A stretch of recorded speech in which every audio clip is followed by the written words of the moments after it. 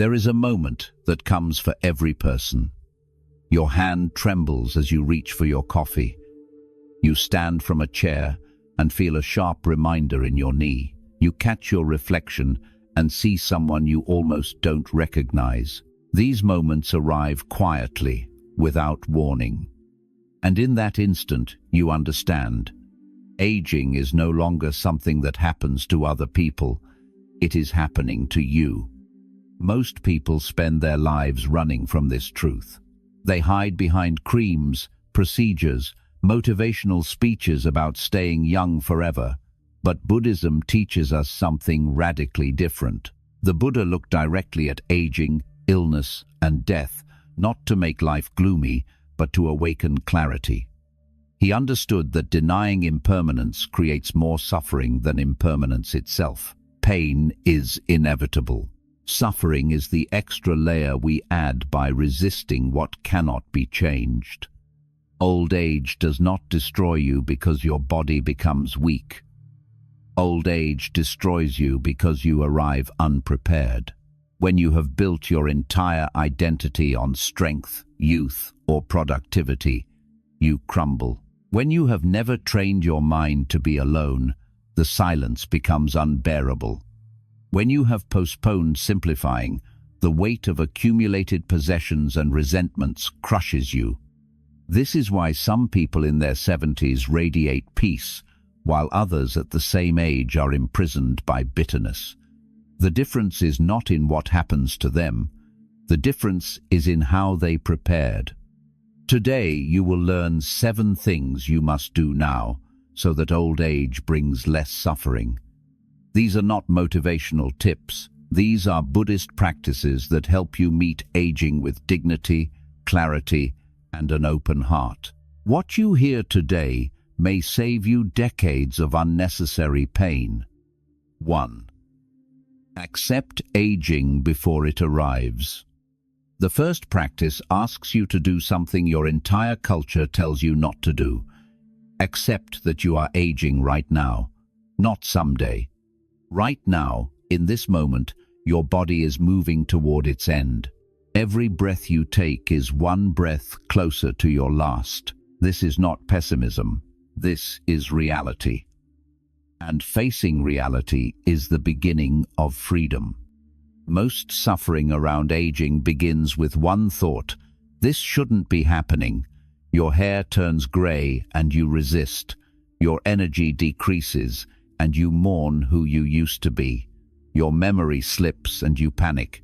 Each time you resist aging, you create a war inside yourself, spending energy fighting a battle that cannot be won.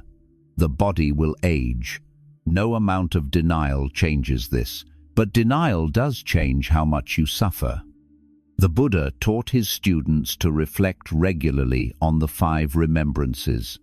I am subject to aging. I have not gone beyond aging.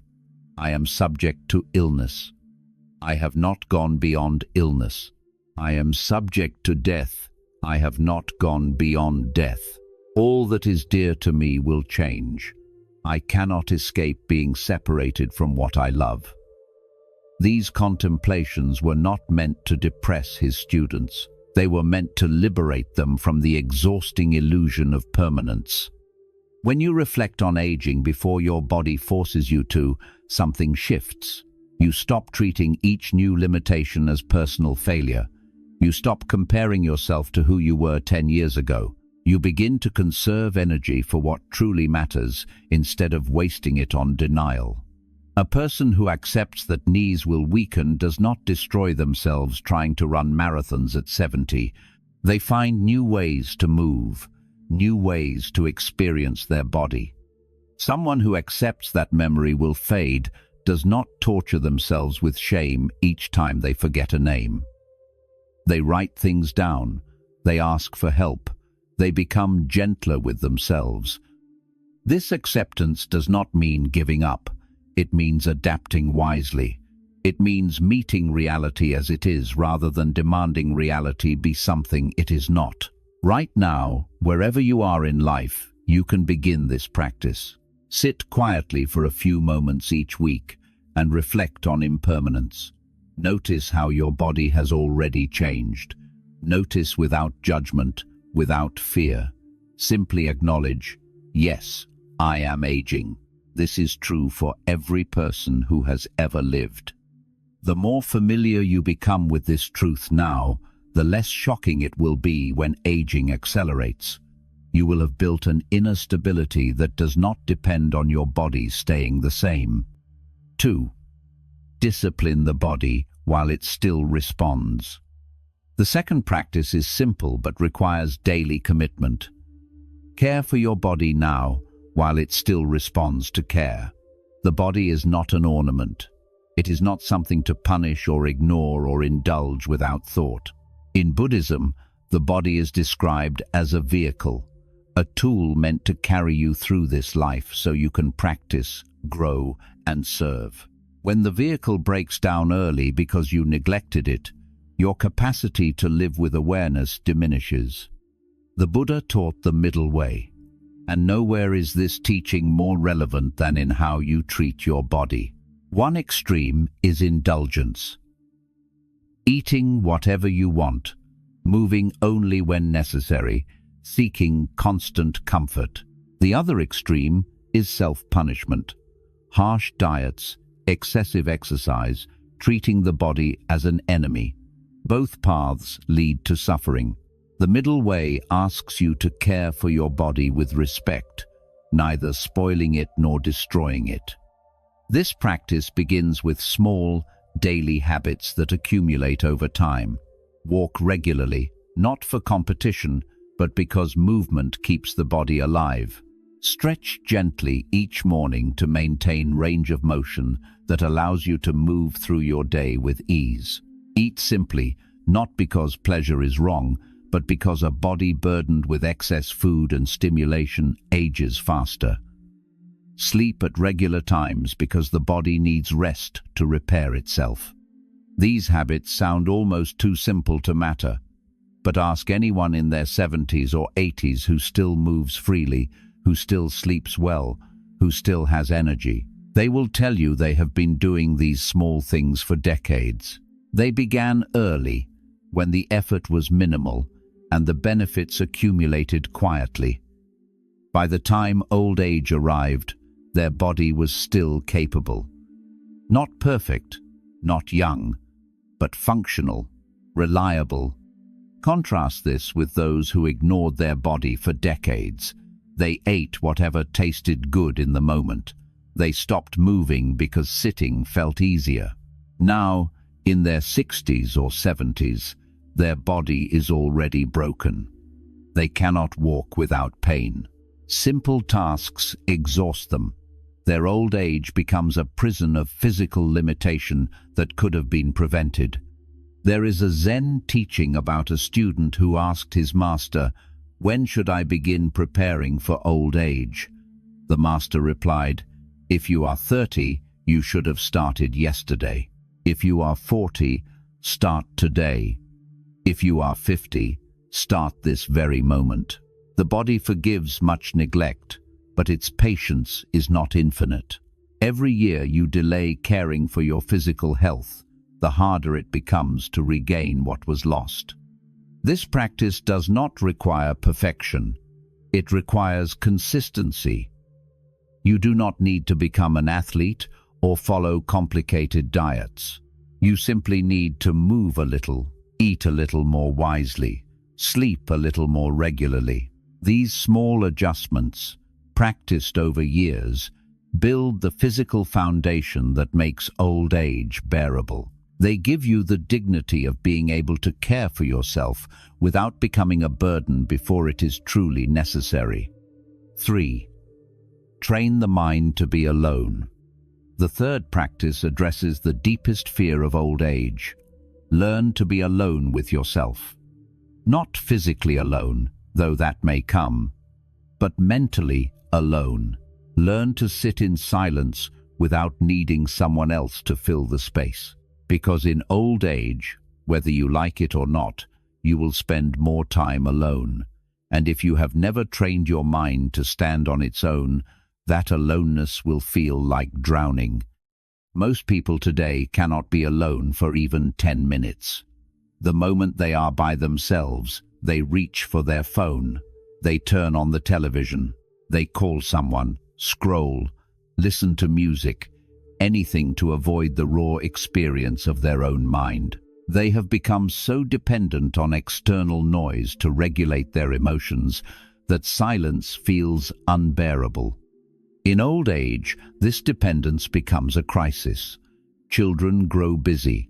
Friends pass away. Your partner may not always be present. Even surrounded by people, there are hours each day when you are alone with yourself. If you have spent your entire life running from that aloneness, those hours become torture. You feel abandoned, forgotten. You panic. You cling to anyone who will give you attention. Your old age becomes a desperate scramble to escape yourself. But there is another way. Train your mind now to be comfortable with silence. Sit in meditation, even if only for 5 minutes a day. Not to achieve enlightenment, not to stop thinking, simply to learn how to exist without constant stimulation. Watch your breath move in and out. Notice thoughts appearing and dissolving. Let yourself be bored. Let yourself be restless. Let yourself experience the raw presence of your own awareness without running away. The Buddha taught that meditation trains the mind to rest in itself. When you practice sitting in silence now, you develop an inner stability that does not depend on external conditions. You learn that being alone is not the same as being lonely. You discover that your mind, when not constantly fed with distraction, can settle into quiet clarity. You become someone who can sit in a room by themselves and feel at peace. There is a story about an old monk who lived alone in a small hut deep in the mountains. A younger monk visited and asked, "Master, are you not lonely here by yourself?" The old monk smiled and said, "How can I be lonely when I am in such good company?" He was referring to himself. He had trained his mind to be his own companion. Set aside time each day to sit in silence. Turn off all devices. Close your eyes. Be with yourself. At first, it may feel uncomfortable. Your mind may race. Your body may fidget. But stay. Keep returning. Over weeks, months, years, the practice deepens.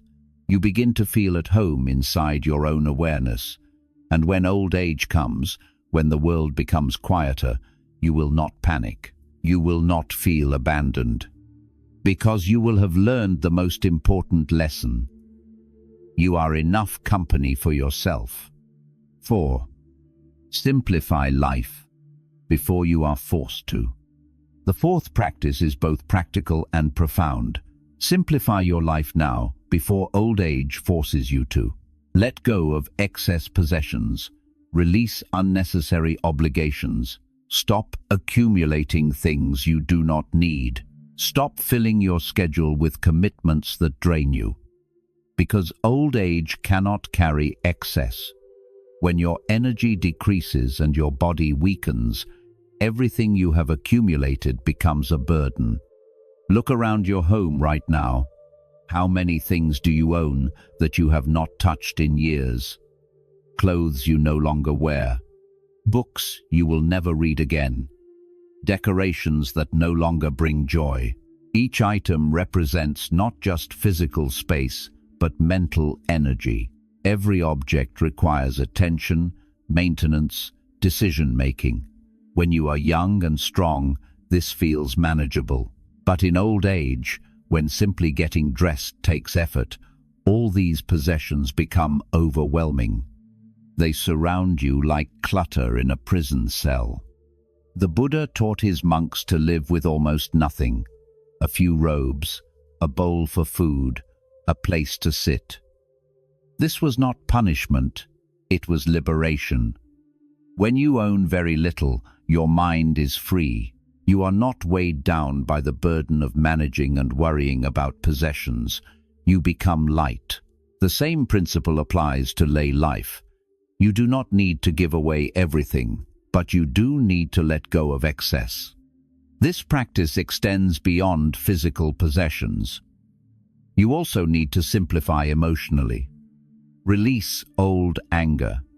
Let go of grudges.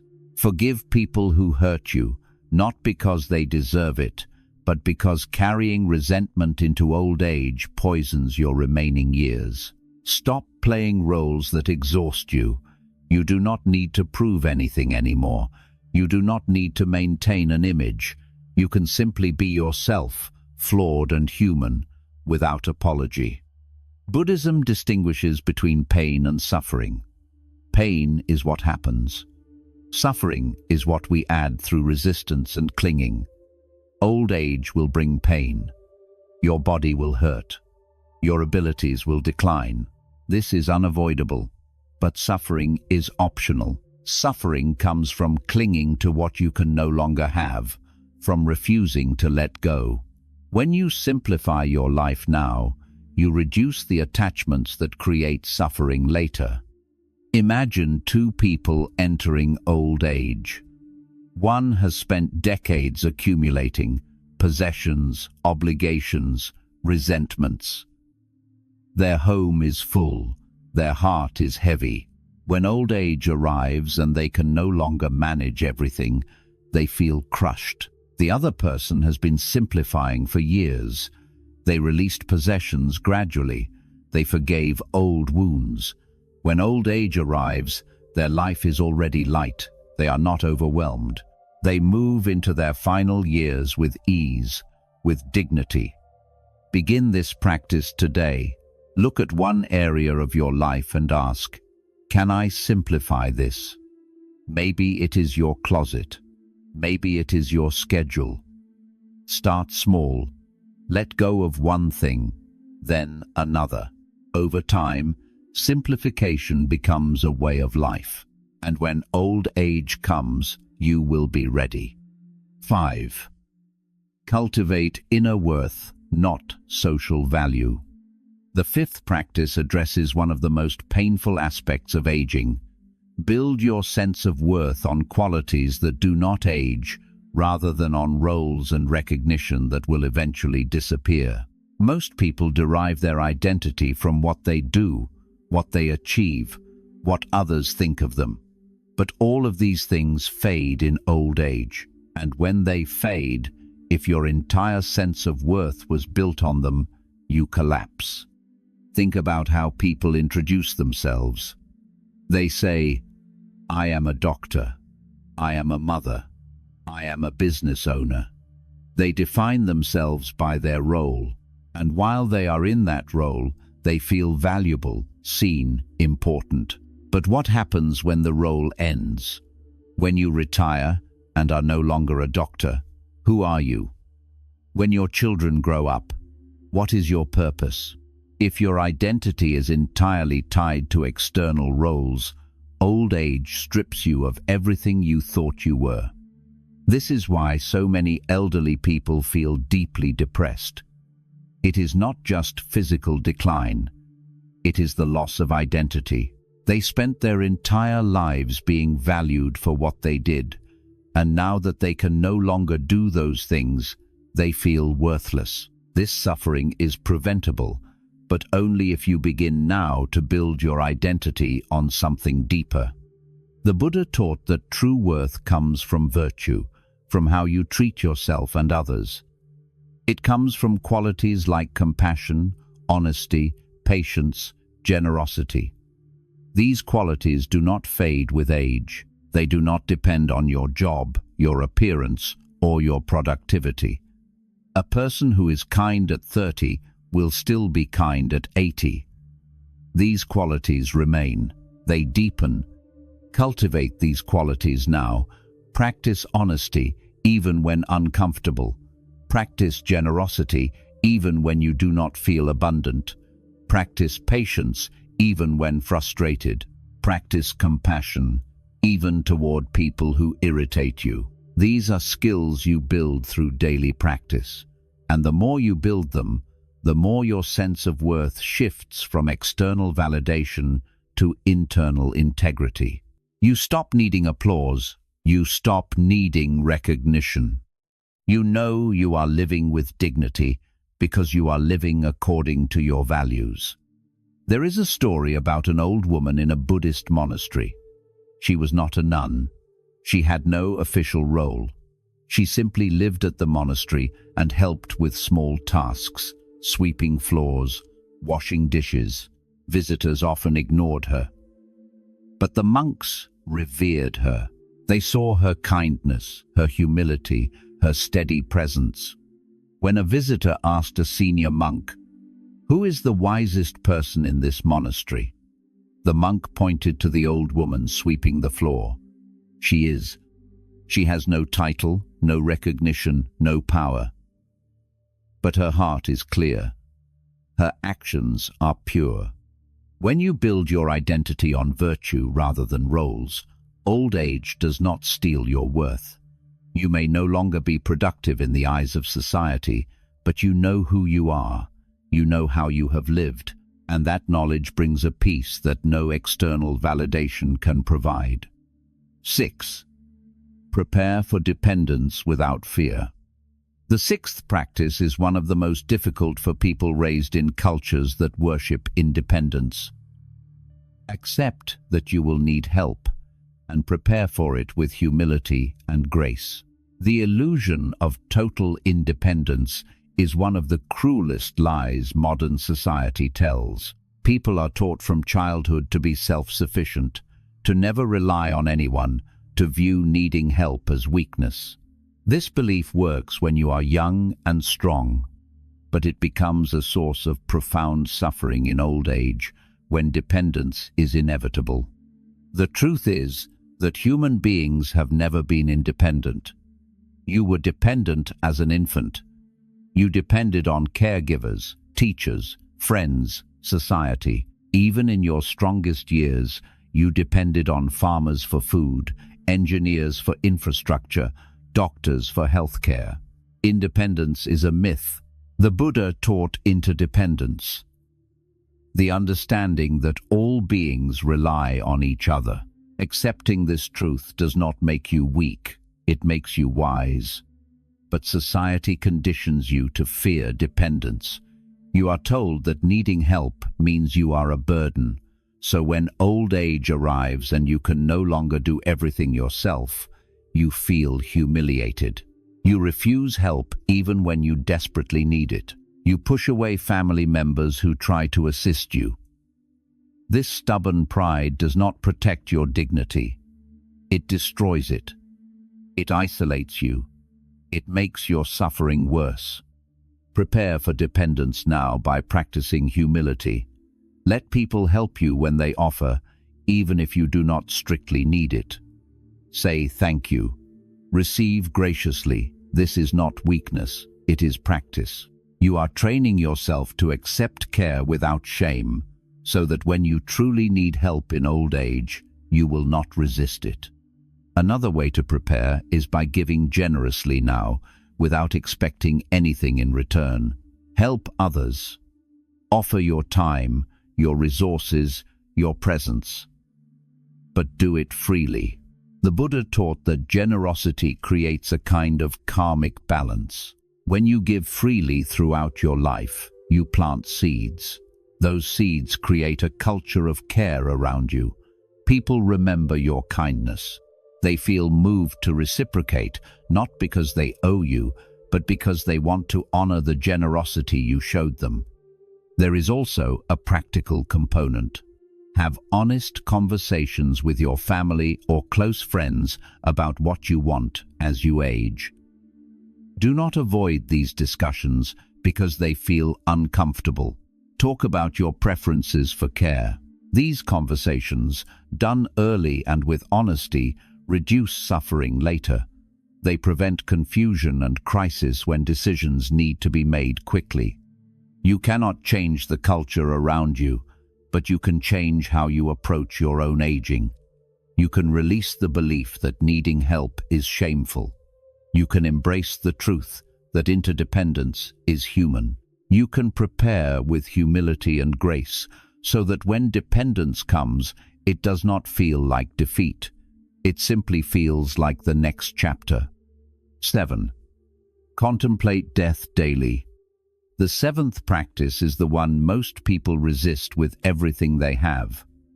Yet, it is also the most transformative. Contemplate death daily, not obsessively, not morbidly, but honestly. Remember that death is certain and that its timing is uncertain. Reflect on this truth each day, not to frighten yourself, but to clarify your priorities and reduce the shock when the end finally arrives. Most people avoid thinking about death until they are forced to. They push it to the edges of their awareness, hoping that if they ignore it long enough, it will somehow not happen. But death does not care about your denial. It comes when it comes. And when you have spent your entire life avoiding it, the moment you are finally confronted with your mortality, you are unprepared. You panic, you regret, you realize too late that you wasted years on things that did not matter. You realize you never said what needed to be said, never did what needed to be done, never lived the way you truly wanted to live. This is the suffering the Buddha sought to prevent. He taught his students to remember death often, not to become morbid or depressed, but to live with urgency and clarity. When you remember that your time is limited, you stop postponing what truly matters. You stop wasting energy on trivial conflicts, meaningless distractions, and superficial pursuits. You focus on what is real. You tell the people you love that you love them. You repair relationships that are broken. You practice with sincerity. You live as if each day could be your last, because it might be. The practice of Maranasati, death awareness, is central to many Buddhist traditions. Monks in Thailand often meditate in cemeteries, surrounded by images of decay and death, not to glorify suffering, but to internalize the truth of impermanence. When you see clearly that this body will one day be a corpse, that all your possessions will be left behind, that your achievements will be forgotten, you stop clinging so tightly to the illusions you have built. You stop defending your ego. You stop chasing approval. You begin to live with freedom. You do not need to meditate in a cemetery, but you can adopt a simple daily practice. Each morning or each evening, take a moment to reflect. Say to yourself, silently or aloud, "Death is certain. The time of death is uncertain. I may die today." This is not negative thinking. It is realistic thinking. And when you practice it regularly, something remarkable happens. You stop taking life for granted. You stop postponing happiness. You stop waiting for the perfect moment to begin living the way you know you should. You start now. This practice also reduces the fear of death. When you familiarize yourself with death gradually, when you think about it in small doses over many years, it loses its terror. You begin to see death not as an enemy, but as a natural ending. You begin to accept that just as you were born, you will die. Just as all things arise, all things pass away. This acceptance does not make you careless. It makes you present. It makes you alive. The Buddha taught that understanding death is the gateway to understanding life. When you know deeply that your time is limited, you stop wasting it.